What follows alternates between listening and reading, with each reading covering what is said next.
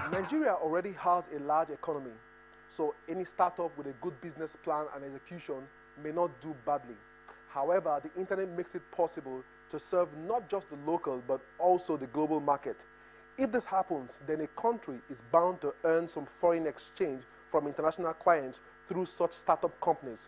So for example, I use an Evernote premium account, which is paid for every month because I want more features. What this simply means is that every month, the company earns not just from me, but from other international clients, quietly attracting foreign exchange to the US economy. What stops our own startup from doing the same thing?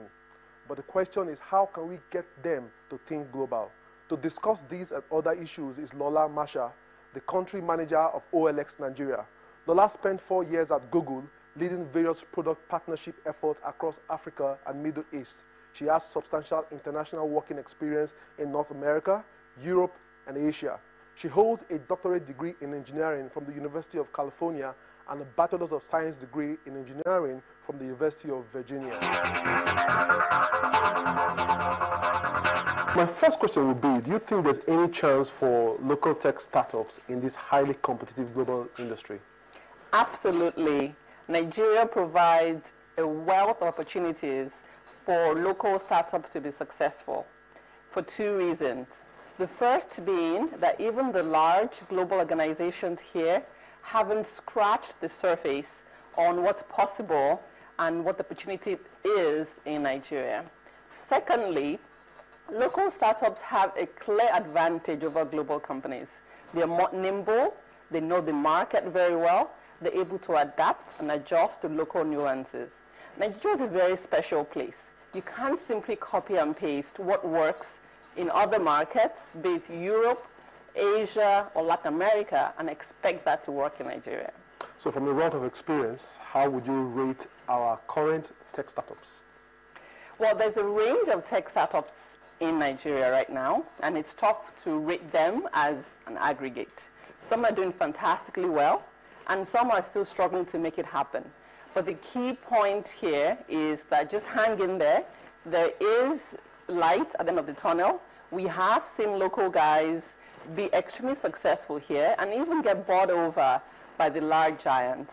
So it's absolutely essential to hang in there, stick with it, be consistent, and just wait for that wave to occur. Now, for the ones that you think are not doing very well, what is missing? Again, I would have to get more details on what they do and how they work, but what I have found to be typically true is lack of focus. You find young guys that are eager to make things work and eager to succeed, that they dabble in 10, 20, 15 different ideas at the same time.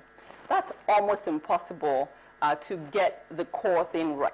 So it's absolutely key to remain focused, to be consistent, and to always maintain high quality standards in whatever the startup engages in. Okay, now I'm a local tech startup. Yes. And I'm just... You're doing very well. No, this is an instance, not me in this case now. Let's say someone watching us now. Of course. And then I want to grow. Yes. What are the elements? Now, I'm talking based on the fact that you work for people like Google. What are the elements that I need to adapt now that would help me stay focused on the long term? Yeah. Frankly, there are 3 key elements for success in any business, right? The first is to understand the core value proposition. What exactly are you offering? What is the product like? And do you offer something that is needed in the local market? It's very easy to believe that there's a problem when there isn't and try to solve a need that actually does not exist at all.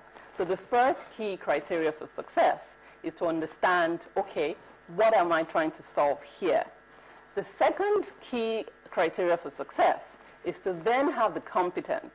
And that cuts across different categories, right? So the product competence, the technical competence, the marketing competence to be successful, right? So it's not simply being a developer and knowing how to code or simply having a great idea and having the right business skill set, but it's having the competence across those key functional criteria. And then the third is just executing excellently. You know, I see very often companies that have those 2 things right, but frankly just execute poorly. They don't meet deadlines, they don't stick to high quality standards, or they just don't stick in it for the long term. So it's absolutely key to execute flawlessly and to have best-in-class standards. Let's talk about partnership. Of course. There's this trend that is going on outside here where two people always is behind maybe one or two tech companies. What do you think about that trend here in Nigeria? Okay, so let me make sure I understand the question. So the trend that most companies Google, are founded by two Microsoft, people. Apple, Yes. you name it. What's the problem with that? Yeah, so I'm asking, is this something that you would advise us to do here in Nigeria? I don't think there's a recipe around number of people that can successfully start a business. Similarly, right, you've given examples where it's been founded by two people, but I can also give you examples where it's been founded by one person or even three or more people. But the important thing is to ensure that the roles are clear and that the dynamics between the two people or the three people make sense and can work well for success. Okay, so you're a woman in tech. Yes. How's it been for you? I love being a woman in tech. So I feel how's it very been special. for you? I feel like a rare breed. No, but it's been fantastic, frankly. And, you know, I think we all have to use our strengths to be successful. I think being a woman in technology is a strength because it lets me think differently. It lets me see things in a fresh way and have a different perspective from what my male counterparts may have pursued. In addition to that, I really do hope that I serve as a positive example to other younger girls and younger women in tech that may see it as a male world. So I am having a fabulous time, and I'm looking forward for others to join me. For example, actually, at OLX, so most tech companies have over 80% representation from the male population. At OLX, it's the opposite. We have more women than men working at OLX. All my direct reports are all female, and we are kicking ass. So, you know, girls rock. Thank you, Lola. It's been great having you on the show today. Thanks so much. It's been a pleasure chatting with you. Thanks for the opportunity. New world, new view, loads of platforms, but it's all about the trends. Getting real-time updates as it happens is key, and sharing same is more important. Join Channels B, our online community of trending topics in the social cyberspace, where young Nigerians from around the world converge and engage in discussions that will shape the future of the country. Every Monday, 3:30 p.m.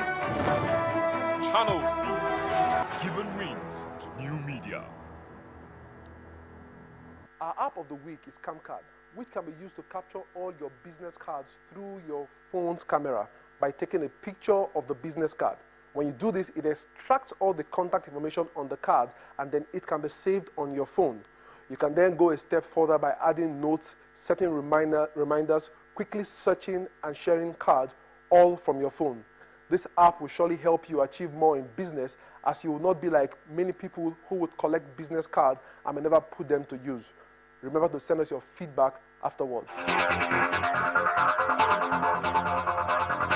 The first question came in from Ada, and she says, my phone fell into water and I turned it on almost immediately. Is my phone damaged? Well, Ada, you need to take that phone for repairs. But here are some steps to take if you ever experience this again. First of all, here is the basic fact. The longer your phone stays in water, the more likely it is to get damaged, except of course, it is water resistant. If you can rescue your phone fast enough, then you simply remove the battery and all other accessories such as the SIM card and the memory card immediately. Afterwards, I recommend you sun dry your phone for a minimum of 24 hours. But if you can do 48 hours, it's much better, especially if you can resist turning on your phone that long. This may or may not save your phone, but luckily it worked for me just recently. The second question comes in from Tunde via our Twitter handle, and it says, I'm a banker and I use Bolt 5. Now I have a problem with the phone and I want to buy a new phone. Can you suggest a new phone to me? Well, Tunde, the truth is that there is no super brand out there, because in my opinion, they are all good. But here's what you need to be bothered about most: your phone's configuration. And if you want to make a fashion statement with it, then the design might also come tops for you. Now, based on what you do or what you'll be using the phone for, you should aim for a phone that offers a minimum of 1 gig of RAM, especially if it's an Android operating system. Please send your questions or comments to techtrends@channelstv.com or using any of our social media details as displayed on your screen. The giant tech companies today were once small local companies that possibly applied some of the tips Lola shared with us today. They have become extremely large companies.